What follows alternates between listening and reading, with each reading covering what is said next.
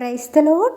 ఈరోజు దేవుని వాక్యము కీర్తనలు 69వ కీర్తన 30వ వచనము. కృతజ్ఞతాస్థుతులతో నేనైనను గణపరచెదను.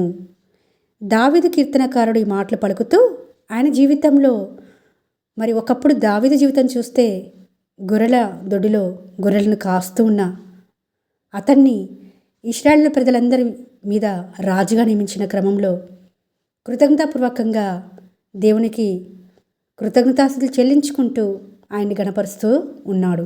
మన జీవితాలలో రక్షింపబడిన నాటి నుంచి నేటి వరకు ఈ రోజు వరకు కూడా ఎన్నో మేలులు, ఎన్నో ఉపకారములు, ఎన్నో అద్భుత క్రియలు, ఆశ్చర్యక్రియలు మన జీవితాలు కూడా జరిగే ఉంటాయి కదండి. దావీదు వలె మనము ఈ మాట పలకగలుగుతున్నామా? కృతజ్ఞతాస్తుతులతో ఆయన్ని గణపరచగలుగుతున్నామా?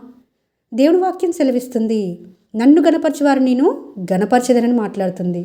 మనం గణపరచగలుగుతున్నామా? ఎప్పుడైతే మన జీవితాలలో మేలు, ఆశీర్వాదము చూస్తామో అప్పుడు మాత్రమే కృతజ్ఞతాస్తుతులు చెల్లించిన అవసరం లేదండి. జరగకపోయినా మన దేవుడు తగిన సమయంలో మనల్ని హెచ్చిస్తాడు, మనల్ని నడిపిస్తాడు, మనల్ని దీవిస్తాడని నమ్మకం గలవారు, దేవుని యందు విశ్వాసం గలవారు ప్రతి దినము వారి జీవితాల్లో ఏం జరిగినప్పటికీ, నష్టం వచ్చినా, కష్టం వచ్చినా, బాధ వచ్చినా, నింద వచ్చినా, అవమానం వచ్చినా, ఏ పరిస్థితులైనా కూడా కృతజ్ఞతాస్తుతులు చెల్లిస్తూ ఉంటారు. అలా చెల్లించినప్పుడు మాత్రమే దేవుడు గణపరచబడతాడని ఈ వాక్యంను అర్థం చేసుకోవచ్చు. యోబుని తీసుకోండి, సమస్తమును కోల్పోయాడు, అయినప్పటికీ దేవుణ్ణి స్తుతిస్తూ వస్తున్నాడు.